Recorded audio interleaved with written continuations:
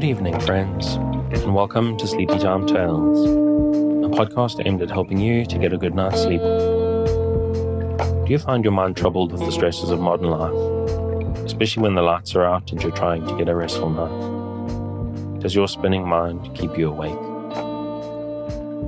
Follow my voice down the path towards a good night's rest. Listen to me tell a story that will keep your mind from wandering to your daytime problems, the ones you can't solve right now and will be easier to solve while rested. Listen to my voice and allow yourself to drift, following the twists and turns of the story, but slowly letting go and drifting into sleep. Let my voice wash over you at a comfortable volume and allow yourself to be distracted from the stresses and worries that play on your mind. Whether you need help falling asleep or going back to sleep in the middle of the night, you can trust me to keep you company and help you to wake up tomorrow in a rested state. You may need to try out Sleepy Time Tales for a few nights to get used to this slightly strange idea, but I believe it will be well worth your while. I'm here to work with you, to create a safe space, a cocoon in which you can curl up and allow nature to take its course. So settle down, relax, and allow yourself to get lost in my telling of tonight's story. Before we get to tonight's reading, I'd like to ask for a few minutes of your time. Sleepy Time Tales is purely a listener-supported podcast. I can only keep it going, paying for the services and tools I use, and justify the time that I use on it thanks to the generosity of listeners like you. So if you're finding it useful, if it helps you to get a restful night, and you would like to help keeping it going out to thousands of insomniacs just like you, please go take a look at the Patreon at patreon.com/sleepytimetales. This is monthly support that helps me keep the lights on and can get you bonuses based on your contribution level. So go up there, take a look, and sign up if you're interested. And of course, if monthly is a big ask, which I completely understand, you can make once-off tips to the tip jar on the website. And you can help the show out without having to do so financially by just telling people about it. Help spread the word, help Sleepy Time Tales reach a new audience, and that's all I can really ask for. That's enough of that. Thank you very much. Let's get on with the show. We return after a very long break to Women's Work in Music by Arthur Elson. One of Germany's greatest women composers was Emilie Meyer. Hers was a fortunate position, for she was always well provided for and could exercise her powers without the need to think of the financial result. She was born in Friedland in 1812, her father being apotheker, a position of far more importance in German towns than that held by our pharmacists. Emilie showed the usual signs of musical talent and was given the best of teachers. After advanced work with Carl Lu, the great ballad composer, she entered the musical life of the German capital. Here she gave a concert as her introduction, playing the piano herself and making the program entirely of her own compositions. On this occasion were given a concert overture, a string quartet, Psalm 118 for voices and orchestra, and 2 symphonies, the Militaire and the B minor. This was an imposing array, but it was only a beginning, and her productive career continued until her death in 1883. Not all of her works have been published, but all show good thematic material and an unusual sense of musical form. The list includes many dances and songs, 2 string quartets, 2 piano quartets, 2 quintets, 10 piano trios, 8 violin sonatas, 12 overtures, Psalm 118 with orchestra, 7 symphonies, and an operetta. This is certainly an extensive catalogue for any composer. Among the printed works, the best are the Faust Overture, Opus 46, the violin sonatas, Opus 17 and 21, and also the Nocturne, Opus 48. an expressive work, the Cello Sonata, Opus 47, the Piano Trio, Opus 13, and for piano solo and Allemande, Opus 29, that is full of masculine power and energy. Agnes Bernoulli, a native of Berlin, was another woman who devoted herself to orchestral productions. Her works in the larger forms have been given often by the Sorrow Orchestra and others, while her songs and piano works have received much praise from the critics.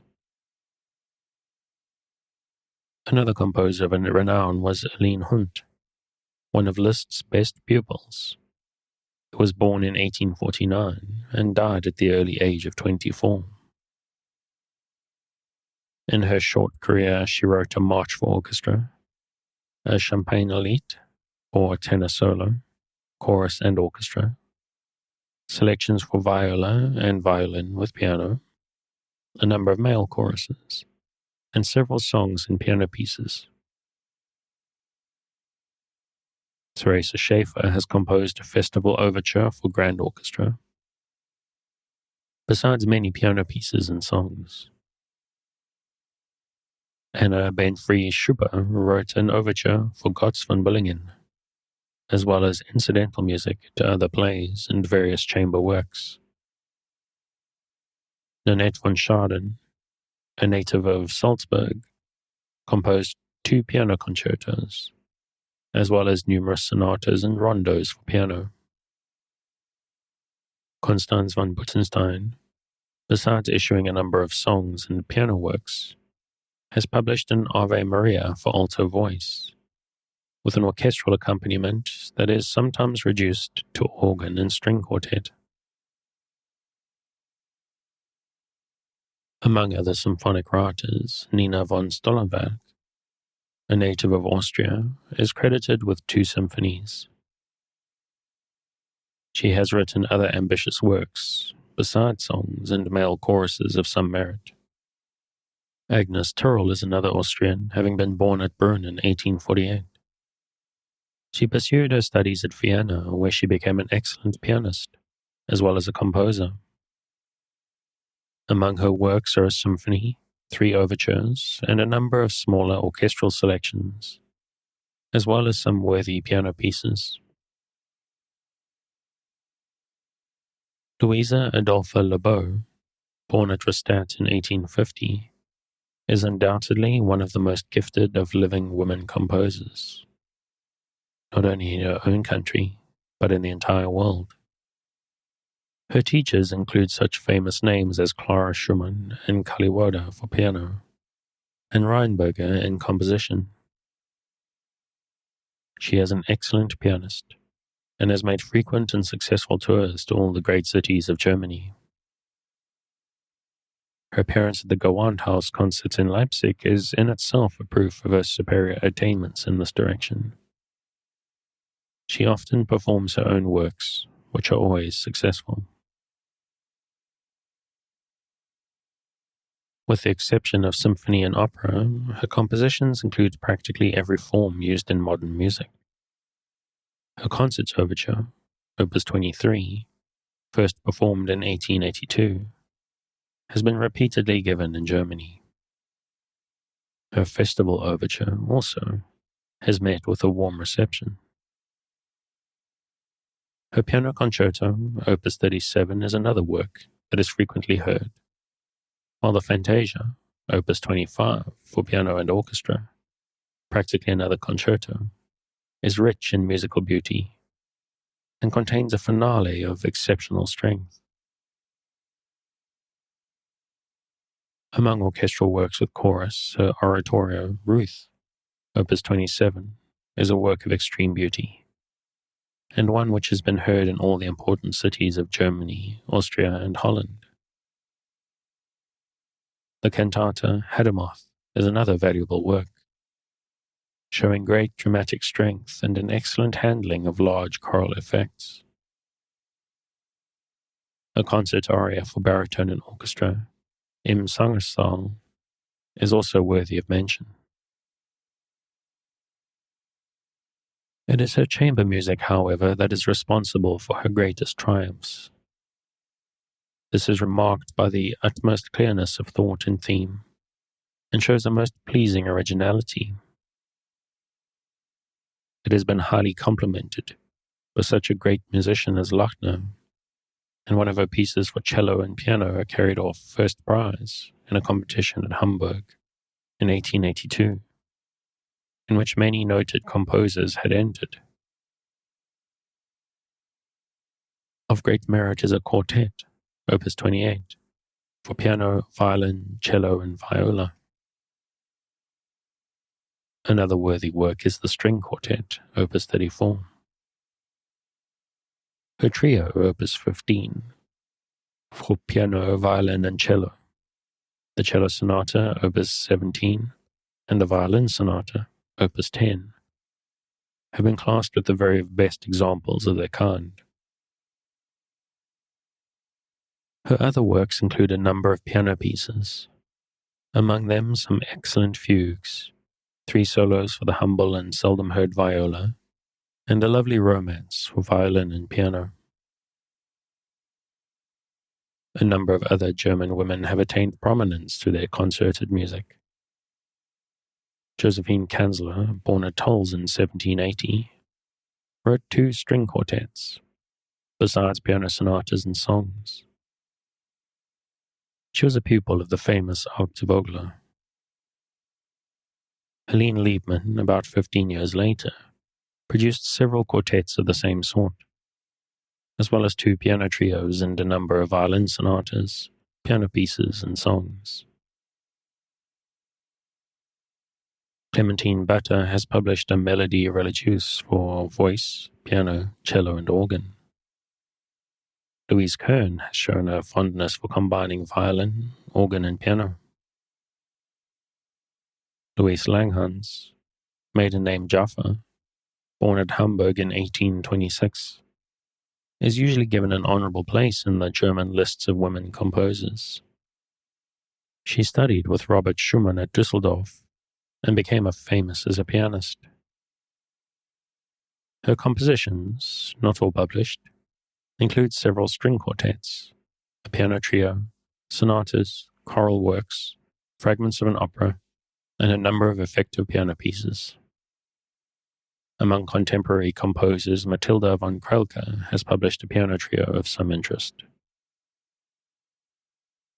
Of the women who have attempted large choral works, there are several besides those already mentioned. Baroness Bertha von Bruckenthal has received high praise for her Grand Messe Solemnale, and for some 4-voiced numbers with organ accompaniment. She has also written pieces for violin, cello, voice, and piano. Angelica Henn, one of Kellerwoda's best pupils, is credited with a Missa Solemnis, also an opera, The Rose of Lebanon, and some songs and instrumental works. Anna Pesiak-Schmerling, born in Vienna, was for many years teacher of singing at the conservatory there, and won more than a local reputation through the performance of her masses. Johanna Kinkel is responsible for a bird cantata, as well as an operetta and many popular songs. Hers also is the well-known quartet, The Soldier's Farewell. Agatha Plitt, a child prodigy in her early years, is still an excellent pianist, and has entered the lists in composition with a number of successful cantatas, psalms, motets, and other sacred works. Hermione Amersfoort Dijk won fame by producing the cantata Gottes allen Gewalt. In the operatic field, Josepha Mullen-Gallenhofer, born at Vienna in 1770, seems the pioneer. Besides her opera, Der Heimlichbund, she published a string quartet and many pieces for the harp, upon which she was an excellent performer. Caroline Wiesneder of Brunswick deserves notice for her aid to the blind, for whom she started a successful music school. Her 2 operas and several melodramas were published after her death. August Gutze, born at Weimar in 1840, grew up to success as a singer of German Lieder and founded an opera school at Dresden. Of her operas, Susanna Montfort, Magdalena, and Eine Heimfahrt have been frequently performed. Elisa Schmetzer has composed the opera Otto der Schütz, and besides a number of songs, Tekla Griebel has had her opera Schön Karen produced twice within recent years. Elisa Bachmann published a melodrama, Die Macht der Musik, also some songs and piano pieces in the popular vein. Among less important works, the Countess Ahlefeld issued the ballet Tillamook und Calypso in 1794. Julie von Pilstifter, born in 1840, is author of the grand ballet Vogleins Morgengruß and the dramatic scena Agneta, which have pleased Wiesbaden audiences, also a number of piano selections and songs. Among those who have written for the violin, Francesca Lebrun, one of the earliest, was born at Mannheim in 1756. A remarkably great singer and accomplished pianist, she won laurels in compositions by her musicianly piano trios and her sonatas with violin accompaniment. Pauline Fichtner, born in 1847, became one of Liszt's pupils and won many public triumphs as a pianist. Her works, mostly piano pieces and songs, contain 2 fantasies for violin and piano. Marie Hendrik Merter, 5 years younger, is the author of an excellent piano trio. Besides the usual song and piano selections, Mary Clement has written a violin sonata and shorter pieces that have won encomiums from no less a man than Max Bruch. Henrietta Heidenreich has composed a number of violin pieces, and Matilda Heim-Brehm has done the same. The Countess Stephanie Rabely von Brandt wrote a violin sonata, also several piano works, and incidental music to Die Schöne Mlusine. In the field of piano music, Emily Belleville-Uri is worthy of mention. Born at Munich in 1804, she made that city her residence until her death in 1880. She became extremely proficient as a pianist and won many public triumphs. In one of Robert Schumann's criticisms is an interesting comparison between that of her work and that of Clara Schumann. They should not be compared, says the great critic. They are different mistresses of different schools. The playing of Madame Belleville is technically the finer of the 2. Clara's is more impassionate. Madame Belleville is a poetess. Clara is poetry itself. The works of this virtuoso are largely made up of transcriptions and arrangements, but contain some excellent compositions of her own. Though not credited with any composition in larger form than songs or piano pieces, Josephine Lang won a high artistic rank among the women composers of Germany.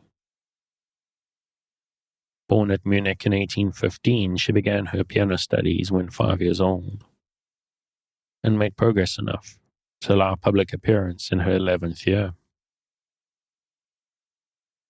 4 years later, Mendelssohn met her and became her teacher in counterpoint and through bass. He was charmed by her gifted and poetic nature, and calls her one of the loveliest creatures I have ever seen. She has a gift, he continues, of composing songs and of singing them in a degree that I've never known before. To help support her parents, she did some teaching and sang in the Royal Chapel with such success that she was named for the post of royal court singer. In 1842, she married Christian Kostlin, obtained a law professorship at Tübingen, and there she passed 14 happy years. The loss of her husband was followed by the loss of her 3 sons, and she was forced once more to struggle for a living. In this later period of trial and success, she published most of her compositions. The songs, amounting to 150 in number, are remarkable for their strong feeling and expressive power, while her piano works are stamped with originality and depth of conception. Among the latter are the great Deutscher Siegsmarsch, 2 mazurkas, and an impromptu, In the Twilight. Her eulogistic biographer calls these pieces real pearls among piano works. Delphine von Scharoth was another brilliant pianist, much praised by Schumann and excessively admired by Mendelssohn. A Sonata Brilliant and a Capriccio are among her best works. Anna Brinkmann is a voluminous writer of pieces in lighter vein. Lena Rahman has won fame by her literary work, but has published several worthy compositions also. Constance Geiger, who appeared at Vienna as an infant prodigy when 6 years old, has written several piano pieces, also an Ave Maria for soprano, chorus, and organ. Marie Wieck, Clara Schumann's younger sister, has composed a few excellent piano pieces and a number of songs. Sophie, Countess of Bodissin, has published various etudes, nocturnes, and other piano works. Josephine Amann is another German piano composer. More familiar to the American public is Adele Arstow, a pupil of Liszt and Kullak, who has established her reputation as a pianist. She has composed several piano suites and a concert etude, besides a number of successful songs. Adele Lewing is another pianist residing in America, who has produced vocal and instrumental pieces. Among other composers of songs may be mentioned Louise Reichert, whose father was chapelmaster to Frederick the Great. Her works are mostly sacred in character. Marie Borna Sandrini, who lived at Dresden before entering on her career as a famous opera singer, wrote a popular Ave Maria, besides other melodious songs. In the domain of sacred music, Louise von Vigny has done some good work. Ida Becker has won well-deserved success with her children's songs, which are inimitable in their way. Her cantata, Die Heilige Nacht, for soloists and chorus, is often heard. Marie Heinrichs Franz, wife of the great composer, was herself a songwriter of exceptional merit, and deserves more than a passing mention. In the field of organ music, Clotilde Keinersdorfer is the leader today. Her works, which are all of a high standard, consist of numerous hymns and some choral numbers, all with organ accompaniment. Marianne Stecker is another successful organist and composer, and her many fugues earn her a high rank for musicianship. Of earlier date was Judith Bachmann, who flourished at Vienna near the close of the 17th century. She is credited with a number of organ fugues as well as a piano sonata. Coming to the less usual instruments, Ottilie Heinke, who lives in Berlin, has composed 2 cello romances, besides worthy piano music. Sophie Seibt of Cologne has also published a number of cello pieces. Caroline Kramer became a virtuoso on the clarinet and wrote a good many pieces for that instrument. Teresa Winkel was a famous harp player of the early 19th century and published 3 sonatas for harp and violin. Nina Ashbourne has composed a number of pieces for the harp, besides songs and duets. Fanny Christ and Ida Zauberter have become noted as zither players and have written many compositions for that instrument. Chapter 8. France. Famous among women composers of all nations is Cecily Louise Stéphanie Chaminade.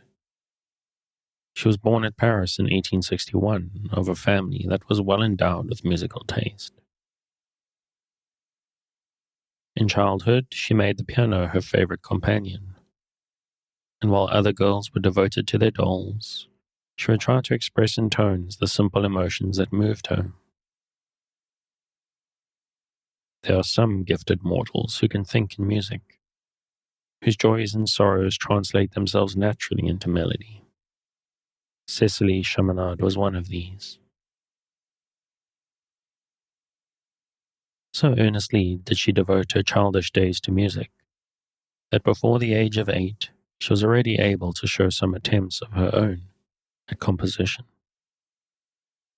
These juvenile works, which consisted of sacred pieces, were of such interest to the composer Bizet, that when he heard them, he advised her parents to give her a complete musical training, and predicted a brilliant future for her. In spite of their fondness for the art, the parents had no inclination to see their child upon the thorny and toilsome path of a musical career. Meanwhile, the young girl devoted herself to the piano with utmost ardor, and continued her efforts at composing. When at last some of her pieces were judged worthy of performance in the church at Vesonet, her parents were persuaded to let her follow her inclinations. Her father insisted, however, that her general education should not be sacrificed, and the result was several years of hard work. Her teachers were Le Courbet in piano, Savard in harmony, counterpoint and fugue, Marsick in violin, and Benjamin Goddard in composition. Under these she made rapid progress, and in fact the latter part of her education consisted in playing chamber music with Marsick and Delsart. Her own debut as pianist took place when she was 18, and gave a chance for the performance of a few of her compositions. These were so effective that they occasioned the often quoted remark of Ambrose Thomas: "This is not a woman who composes, but a composer who happens to be a woman." Her career has been one of constant progress and constant triumph. Her talents as a pianist have won public hearings for her in London, Berlin, Leipzig, and many other cities, besides her native Paris. She has been especially in demand for the performance of her own concerto, which has been given in Gwent House and London Philharmonic concerts, as well as those of Lamoureux in Cologne and Paris. Her works have become widely known, and her name is now a familiar one, not only in France, but in England, continental Europe, and America. Her most ambitious compositions are Les Amazones, a lyric symphony with choruses, a one-act ballet, La Sevillane, still in manuscript, and the grand ballet in symphonic scena entitled Caloho. Successfully given at Marseille and Lyon, and now published in many different arrangements. A concerto for piano and orchestra has received high praise from the critics, who seem always ready to laud its refined melodic charm and graceful delicacy of sentiment. The one defect seems to be an excess of vigor and virility in certain of the later movements. Her other orchestral works consist of 2 suites, one of them being arranged from Caloho. Of lesser instrumental music, she has written 2 successful trios. Her piano pieces are many in number and excellent in quality. Among them is a group of 4- and 8-hand works for 2 pianos, as well as duets for a single instrument. Among her most important solo works are a sonata, an etude symphonique, a valse caprice, a guittare, an arabesque, 6 etudes de concert, 5 airs de ballet, containing the well-known scarf dance, 6 romans sans parole, and 6 humorous pieces. She has also written a few selections for violin and piano. It is undoubtedly her songs that have made her fame so widespread. She has published over 60 in all, nearly every one endowed with delightful charm that is associated with her name. These songs are full of the rarest and most piquant melodic beauty, and her accompaniments are rich in color and originality. A well-known critic writes, "Her music breathes the true spirit of romance shown in the poems that inspire it. Her themes are never commonplace or affected, and are gracefully supported by fluent, appropriate, and finely blended harmonies." Among her most recent compositions are some choral works. 3 of these, for orchestra and old style, being of a special interest. Her Pardon Breton, Noël de Marin, and Angelus for orchestra are also worthy of mention, as well as her set of 6 poems évangéliques.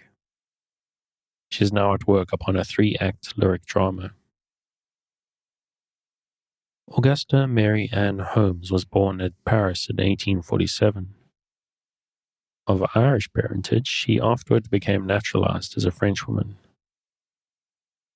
Her family were much opposed to her musical career and insisted on her giving it up.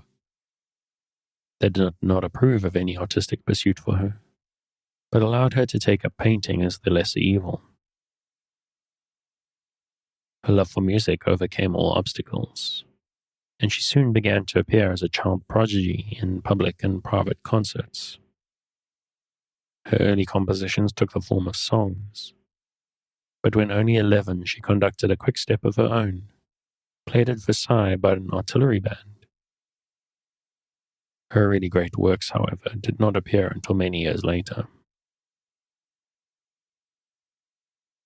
Her first opera, Hero et Leandre, was successfully produced in 1874, and the psalm In Exitu appeared at about the same time.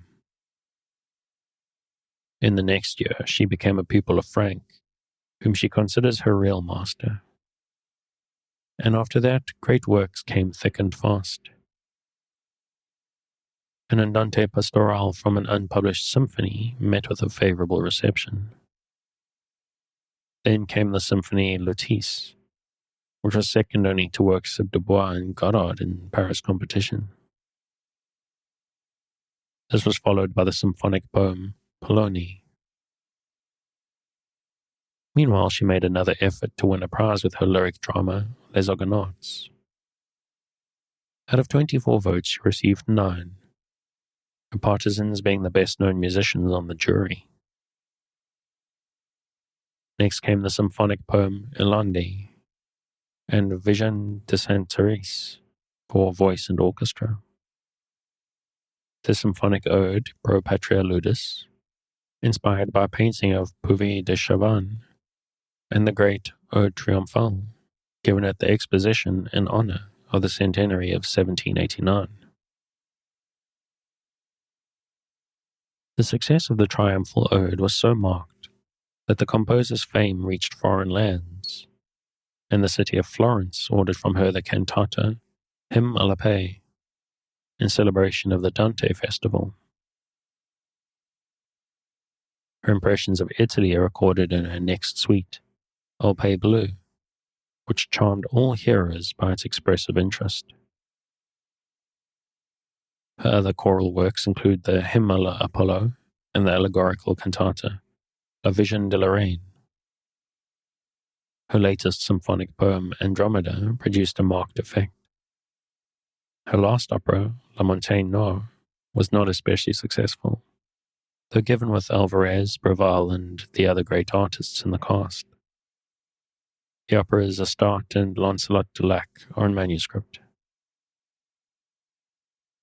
Mademoiselle Holmes has composed a number of songs, all endowed with an unusual share of beauty. She writes her own words in almost all cases, as she is able to, while doing this, to hear in a vague way the music which she afterwards sets to them. Hers is a virile genius. These women seem preoccupied, first of all, says one critic, to make people forget that they are women.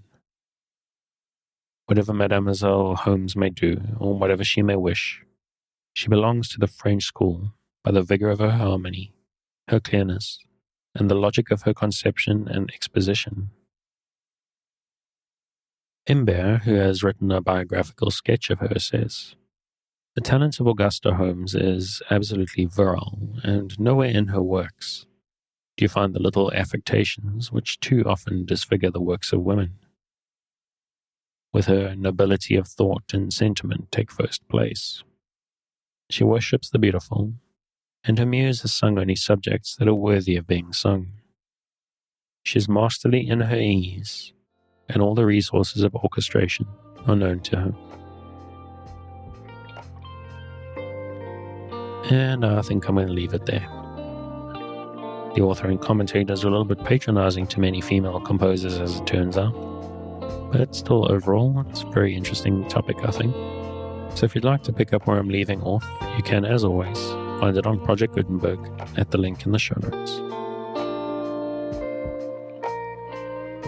Thanks again for joining me on this episode of Sleepy Time Tales, a podcast designed around a bedtime story to help you to get a restful night. New episodes will be released every Sunday night to give you something fresh to help you rest in a new week. But make sure to follow or subscribe in whatever service you use so that you can get your new episodes whenever they come out. Good night and sweet dreams.